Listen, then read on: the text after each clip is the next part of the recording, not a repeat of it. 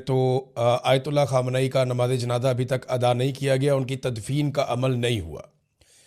और उसके पीछे वजह यह है कि ईरानी इंटेलिजेंस के पास इस बात की इतला है कि उनके नमाज जनाजा को निशाना बनाया जा सकता है, क्योंकि यहाँ पे कोई उसूल तो रहे नहीं जंग के।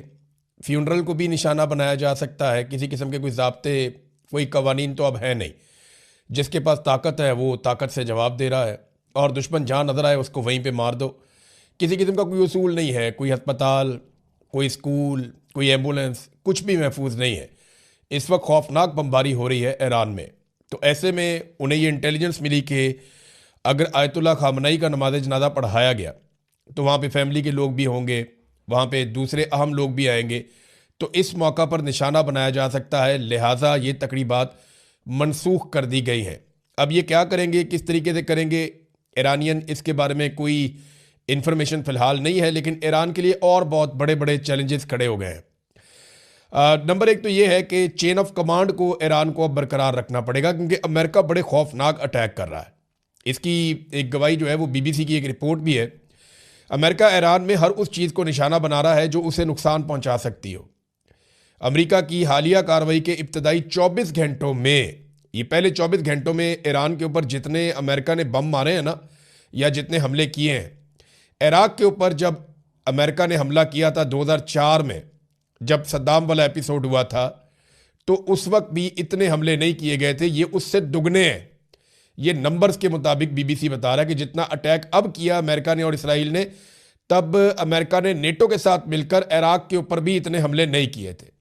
ईरान जो है वो इराक से काफ़ी बड़ा मुल्क है। तो पहला जो बड़ा चैलेंज ईरान के लिए है वो ये है कि चेन ऑफ कमांड को किसी तरह बरकरार रखना है, कि मुल्क जो है वो एक कंट्रोल में लाए, एक सेंट्रलाइज सिस्टम हो जो पूरे मुल्क को कंट्रोल करे। अभी तक उन्होंने हैरत अंगेज तौर पे ये काम करके दिखाया। मिसाल के तौर पे खामनई ने शहादत से पहले बहुत सारे लोगों को ये बता दिया था कि दो दो तीन तीन लोग, चार चार लोग अपने नीचे मुकर्रर करो कि अगर मैं मारा जाऊंगा तो वो काम करेगा, वो मारा जाएगा तो वो काम करेगा, और वो मारा जाएगा तो वो काम करेगा। तो इस तरह से उन्होंने चेन ऑफ कमांड बनाई थी। वो सिस्टम अभी काम कर रहा है, लेकिन ये कब तक काम करेगा, ये ईरान का एक बहुत बड़ा चैलेंज है कि उनका सिस्टम कोलैप्स ना करे, उनकी फौज बिखर ना जाए, उनके लोग जो है वो एक कमांड के नीचे आए और कम से कम एक हिकमत अमली के साथ मिलकर कोऑर्डिनेशन के साथ ये टाइम गुजारें। ये बड़ा मुश्किल है, बहुत मुश्किल है। ये जो लोग समझते हैं इसको, उनको आइडिया है कि ये ईरान के लिए बहुत बड़ा चैलेंज होगा। दूसरा, जो अंदरूनी गद्दार हैं उनसे उनको निपटना पड़ेगा फौरी तौर पे। बार बार इंफॉर्मेशन लीक होती है, बार बार इसराइल को पता चलता है। अब इसराइल जो है वो कुछ खबरें चला रही है, हमने कैमरे हैक कर लिए, ये कर लिया, वो कर लिया। नहीं, ह्यूमन इंटेलिजेंस सबसे इंपॉर्टेंट जो होती है वो ह्यूमन इंटेलिजेंस होती है। टेक्नोलॉजी भी है, लेकिन ह्यूमन इंटेलिजेंस बहुत इंपॉर्टेंट है, और उसके बगैर मुमकिन नहीं होता। तो जो अंदर गद्दार हैं उनसे भी इनको निपटना पड़ेगा। फिर जो कुर्दों के इलाके हैं, ईरान का जो मगरबी एरिया है, वहाँ पे ईरान को ज़्यादा तवज्जो देनी पड़ेगी, क्योंकि अमेरिका ने वहाँ पे सूरत-ए-हाल को भांप लिया है। CNN की एक रिपोर्ट के मुताबिक उसमें दावा किया गया है कि अमेरिका मगरबी साइड से ईरान में दाखिल होने की कोशिश कर सकता है, और इसके लिए वो कुर्दों को सपोर्ट करेगा। वहाँ बड़ी खौफनाक बमबारी भी की है अमेरिका ने और इसराइल ने, और जो ईरानी फ़ौज है उनकी पोस्टों को, उनके ठिकानों को वहाँ पे निशाना बनाया, और उन्हें काफ़ी नुकसान पहुँचाया ईरान का इस जगह पे। और वो कोशिश कर रहे हैं कि यहाँ से कुर्द खड़े हो जाएं, उनको हथियार दिए जाएं, जदीद हथियार कुर्दों को फराहम किए जाएं, और उसके बाद यहाँ से एक शोरिश पैदा की जाए और इधर से घुसने की कोशिश करें। लेकिन ये तुर्की वाली साइड है, याद रखिएगा। यहाँ तुर्की अमेरिका के साथ अगर कोऑपरेट करेगा, यही तो ईरान के जर्नल ने ये कल खबरदार किया था तुर्की को कि आपने दुश्मन का साथ नहीं देना, वरना आज हमारी बारी है तो कल आपकी बारी आ जाएगी। तो ये बारी बारी सबको मारेंगे।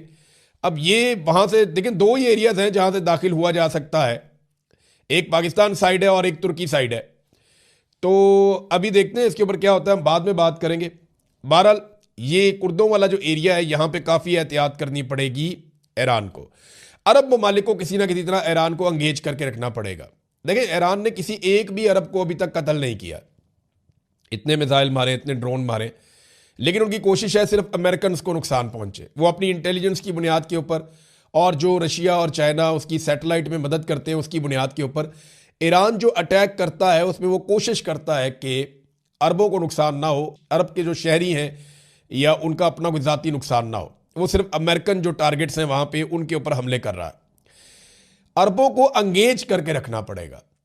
लेकिन अभी कोई ऐसी खबर नहीं आई कि ईरानी सफ़ीर को तलब कर लिया गया, वहाँ पे बुला के कोई, वो वार्निंग तो जारी कर रहे हैं बार बार अरब ममालिक, हमलों को रोकने के लिए इंटरसेप्टर्स भी इस्तेमाल कर रहे हैं, लेकिन जवाबी हमला ईरान के ऊपर नहीं किया। तो ईरान को ये किसी ना किसी तरह मैनेज करना होगा कि जो खलीजी ममालिक हैं उनके साथ ज़्यादा बिगाड़ पैदा ना हो।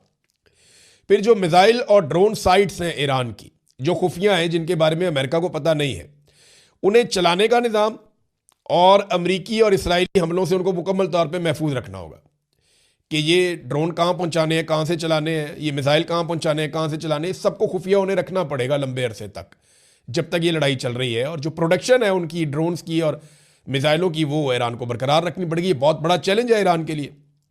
फिर खुराक और हथियारों के जो ज़खायर हैं उनको भी मुस्तहकम रखना पड़ेगा। ये हैं वो बड़े चैलेंजेस जिनका ईरान को सामना है। लंबे अरसे तक ये सारा कुछ करना बहुत मुश्किल है, नामुमकिन जैसी चीज़ों में से है, लेकिन ईरान ने अभी तक करके दिखाया है। अमेरिका ने, मैंने आपको बताया कि बहुत बदतरीन बमबारी की है ईरान के ऊपर, और वो लगातार कर रहे हैं, जगह जगह अपने टारगेट अचीव कर रहे हैं। ऐसा नहीं है कि ईरान को नुकसान नहीं हो रहा। ईरान के बहुत सारे शहरों में, लगभग ईरान के 24-25 सूबे हैं जो मुतासर हो चुके हैं, और बहुत दूर तक अमेरिकन जाके अटैक कर रहे हैं, इसराइली जाके अटैक कर रहे हैं। क्योंकि देखो, जो एयर डिफेंस है वो ईरान के पास नहीं है, और वो कंप्रोमाइज़ हो चुकी है। वहाँ पे अमेरिकन और इसराइली तैयारे आते हैं और हमले करते हैं। लेकिन अभी कुछ इंसिडेंट हुए, मैं आपको बताता हूँ ईरान ने क्या किया गुज़िश्ता 24-48 घंटों में। ईरानी दावा है कि उन्होंने 20 ड्रोन्स और 3 मिसाइलों को इस्तेमाल किया, और बहरीन में अमरीकी अड्डे की मरकजी कमांड की इमारत को और जनरल स्टाफ हेडक्वार्टर को तबाह कर दिया और उसे मुकम्मल तौर पे नाकारा कर दिया। और इसके बाद जनाब वो बता रहे हैं कि 73 मिसाइलों की मदद से और 91 ड्रोन्स की मदद से बहरीन में लगे हुए अमरीकी एयर डिफेंस सिस्टम को ईरान ने तबाह कर दिया। अब ये बहुत बड़े बड़े दावे हैं, ये अमेरिका के बहुत बड़े नुकसान हैं।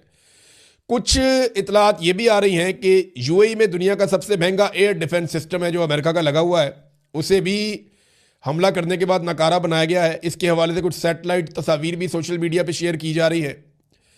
फिर एक अमरीकी F-35 तैयारा गिरकर तबाह हुआ ईरान में।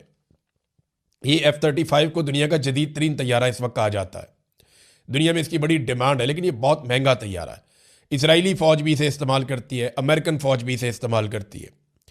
ये ईरान के शुमाल में लुआसान में ये गिराया गया है, यहाँ पे पहाड़ियाँ हैं, उनके अंदर ये तैयारा गिरा है, और इसको ईरानी एयर डिफेंस सिस्टम ने निशाना बनाया है मुबैना तौर पे। वो चाइना से इन्होंने HQ-9 लिया हुआ है एयर डिफेंस सिस्टम, तो दावा ये किया जा रहा है कि शायद उसके ज़रिए से गिराया गया है।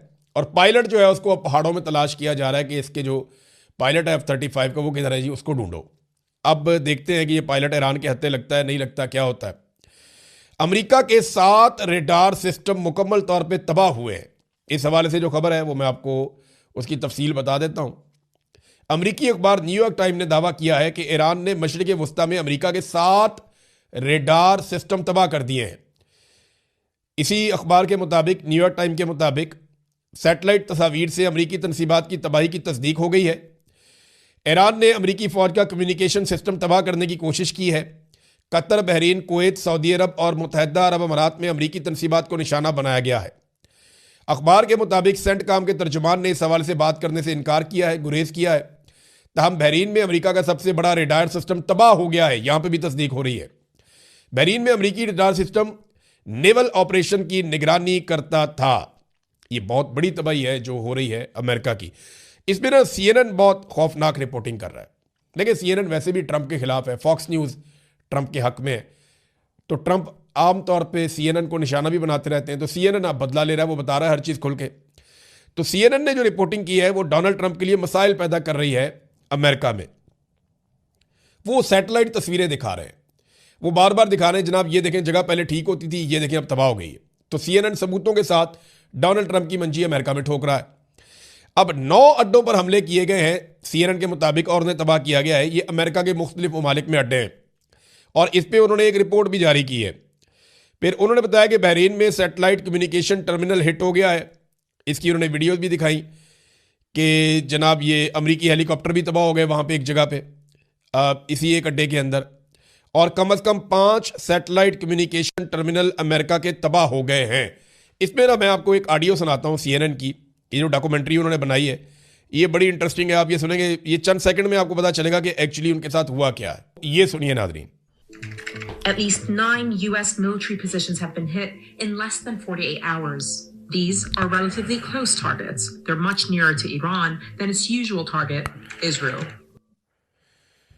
वो कह रहे हैं जी 9 साइट्स को निशाना बना दिया है और 48 घंटों के अंदर ईरान ने, और इसराइल के ऊपर ईरान अलग से अटैक्स कर रहा है। अब अमेरिका के अंदर क्या हो रहा है? अमेरिका के अंदर ब्रीफिंग दी गई है अमेरिका के कांग्रेसमैन को, सेनेटर्स को। वो सर पकड़ के बैठ गए हैं कि ब्रीफिंग के अंदर उनको कुछ समझ ही नहीं आई। ब्रीफिंग से निकलने वाले लोगों ने क्या कहा, ज़रा ये सुनिए। सबसे पहले ये वुमेन कांग्रेसमैन है मिलानी, ये कहती हैं जी कि मैं अभी एक जंग से मुतालिक ब्रीफिंग से निकली हूँ। ट्रंप इंतज़ामिया से मेरा सवाल था, क्या उन्होंने कभी अमरीकी आइन को पढ़ा है? ट्रंप हुकूमत ये तक वादे नहीं कर सकी कि वो ईरान के साथ जंग में क्यों है, जंग के बाद का मनसूबा क्या है, या इसकी कानूनी बुनियाद क्या है। उन्हें बिल्कुल कोई अंदाज़ा नहीं कि क्या हो रहा है। ये तो जनाब एक सेनेटर ने कहा। एक और खातून सेनेटर हैं एलिजाबेथ वारन, उन्होंने कहा कि मैं अभी अभी ईरान के हवाले से एक अहम मीटिंग से आ रही हूँ। अमरीकी बाशिंदे ठीक परेशान हो रहे हैं। ट्रंप को कुछ समझ नहीं आ रही कि उसने इस गैर कानूनी जंग में बिला वजह अमरीका को क्यों धकेल दिया है और अब इस अजाब को ख़त्म कैसे करेगा। ये जनाब एक और सेनेटर का स्टेटमेंट है। सेनेटर क्रिस मर्फी, उनका भी स्टेटमेंट है। उन्होंने कहा मुझे जो ब्रीफिंग दी गई है इसमें बताया गया कि ईरान के ड्रोन का हमारे पास कोई हल नहीं है। इसका मतलब यह है कि इस जंग में मजीद अमेरिकन अपनी जानें देंगे। हम इस गैर आईनी और गैर कानूनी जंग पर सेनेट में बहस करके हमें वोटिंग करवानी चाहिए। ये तो डोनाल्ड ट्रंप के लिए बड़ा मसला बन जाएगा अगर वहां पे वोटिंग हो जाती है तो। चक स्कमर, ये एक और जनाब अकलियती रहनुमा है सेनेट के अंदर, एक और सेनेटर हैं। अब ये कहते हैं मैं इंटेलिजेंस ब्रीफिंग से पहले की निस्बत अब ज्यादा तशवीश के साथ बाहर निकला हूं। मैं मुतमईन नहीं हुआ। अगर जंग के हक में मुकदमा मजबूत होता तो इसकी वजह एक जैसी और वाज़ेह होती, लेकिन यहां तो हर घंटे जंग का जवाब ही बदल रहा है। कभी रजीम चेंज, कभी जौहरी हथियार, कभी मिसाइल, कभी दिफा, कभी पेशगी हमला। आखिर असल वजह क्या है? जब जवाब बार बार तब्दील हो तो इसका मतलब है कि कोई वाज़ेह हिकमत अमली मौजूद नहीं है। यहां कोई हिकमत अमली नजर नहीं आ रही है। जनाब ये सूरत हाल है अमेरिका के अंदर और लगातार तनकीद हो रही है। तो नाजरीन ये सूरत हाल है अमेरिका के अंदर। अमेरिकन अपने सेनेटर्स को और कांग्रेसमैन को मुतमईन नहीं कर पा रहे। अमेरिकन हुकूमत के पास कोई जवाब नहीं है, कोई आईनी और कानूनी जवाब नहीं है। लेकिन डोनाल्ड ट्रंप के साथ हुआ क्या? मादुरो को उठाने के बाद डोनाल्ड ट्रंप का कॉन्फिडेंस बहुत बढ़ गया कि हम किसी मुल्क में जाएंगे वहां की क़यादत को भी उठा लेंगे। डोनाल्ड ट्रंप का एतमाद बढ़ता जा रहा था। शहबाज शरीफ जैसे लोग उनकी पॉलिश कर रहे थे और उसकी वजह से डोनाल्ड ट्रंप को लगा कि वो जो कर सकते हैं वो कोई नहीं कर सकता और वो बहुत ताकतवर हैं। इसके बाद जिस तरह उन्होंने बोर्ड ऑफ पीस बनाया उससे उनका कॉन्फिडेंस और बढ़ गया। तो नेतन्याहू ने चढ़ा के डोनाल्ड ट्रंप को ईरान से लड़वा दिया और अब डोनाल्ड ट्रंप एक ऐसी लड़ाई में फंस गया जिसकी वजह से मिडिल ईस्ट में अमेरिका के तकरीबन तमाम अड्डे मुतासर हो गए और अमेरिकन का वहां रहना मुश्किल हो गया और पूरी की पूरी दुनिया स्टक हो गई। और इसका कोई जवाब डोनाल्ड ट्रंप के पास इस वक्त नहीं है। जहां ईरान के लिए बहुत बड़े बड़े चैलेंजेस हैं वहां डोनाल्ड ट्रंप भी बहुत बुरी तरह फंस गया है और अब बचने का रास्ता सिर्फ एक ही है कि आपको पीछे हटना पड़ेगा या कामयाबी साबित करनी पड़ेगी, और कोई रास्ता नहीं है। नादरीन आबनाए हरमज अभी तक बंद है। सिर्फ वहां से चीन का तेल जा रहा है और किसी का नहीं जा रहा। और चीन का तेल इसलिए जा रहा है कि चाइना सबसे बड़ा खरीदार है ईरान के तेल का भी। ईरान अपना 90% तेल लगभग चाइना को बेचता है और चाइना 400 अरब डॉलर की इन्वेस्टमेंट ईरान के अंदर करने का इरादा भी रखता है। अमेरिका के अरबों डॉलर खरीज के अंदर डूब रहे हैं जबकि खलीजी ममालिक का भी बहुत पैसा ज़ाया हो रहा है। इस वक्त तक की इतला के मुताबिक जो खलीजी ममालिक के इंटरसेप्टर्स हैं वो ख़त्म हो रहे हैं और एक रिपोर्ट आई है द इकोनॉमिस्ट की। वो रिपोर्ट ये बता रही है कि खलीजी ममालिक जिस तेज़ी से इंटरसेप्टर्स को इस्तेमाल कर रहे हैं इतनी तेज़ी से अमेरिका बना भी नहीं सकता। वो एक एक दिन में इतने मिसाइल दाग रहे हैं खलीजी ममालिक सिर्फ हमलों को रोकने के लिए जितने मिसाइल अमेरिका एक महीने में नहीं बना सकता। तो ये इस्तेमाल जो है ये किल्लत पैदा कर देगा इंटरसेप्टर्स की और उसके बाद ये मौजूद नहीं होंगे। जब ये ख़त्म हो जाएंगे तो फिर ईरान के पास ज्यादा फ्री हैंड होगा। और ईरान ये कह रहा है कि उसने अपने बेहतरीन हथियार को इसलिए बचा कर रखा है कि जब इंटरसेप्टर्स खत्म हो जाएंगे तब वो इन हथियारों का इस्तेमाल करेगा। अब नाज़रीन थोड़ा सा आपको बताते हैं कि यूरोप क्या कर रहा है। यूरोप में ना कम से कम 3 मुल्क अभी तक खड़े हो गए हैं डोनाल्ड ट्रंप के खिलाफ। सबसे पहले स्पेन के वज़ीर आज़म खड़े हुए, उन्होंने स्टेटमेंट दिया उन्होंने कि जंग ही गलत है, ये गैर कानूनी गैर आईनी जंग है। और नेतन्याहू के खिलाफ उन्होंने स्टेटमेंट भी दिया, उन्होंने कहा नेतन्याहू जो है ये कातिल है गजा के बच्चों का और ये जंगी मुजरिम है और हम ऐसी चीज़ का हिस्सा नहीं बन सकते। और उन्होंने अपने अड्डे देने से भी इनकार कर दिया। डोनाल्ड ट्रंप ने बाद में धमकी दी, जनाब हम जब चाहेंगे इस्तेमाल कर लेंगे, हमें कोई नहीं रोक सकता। और तजारती पाबंदियां भी लगा दी स्पेन के ऊपर। तो स्पेन के वज़ीर आज़म ने दोबारा जवाब दिया, उन्होंने कहा हम अपना मामला देख लेंगे, यूरोपीय यूनियन के साथ अमेरिका अपने मुआहदों की पासदारी करे। तो स्पेन तो डट के खड़ा हो गया मजबूती के साथ। दूसरी तरफ जो फ्रांसीसी सदर मैक्रोन है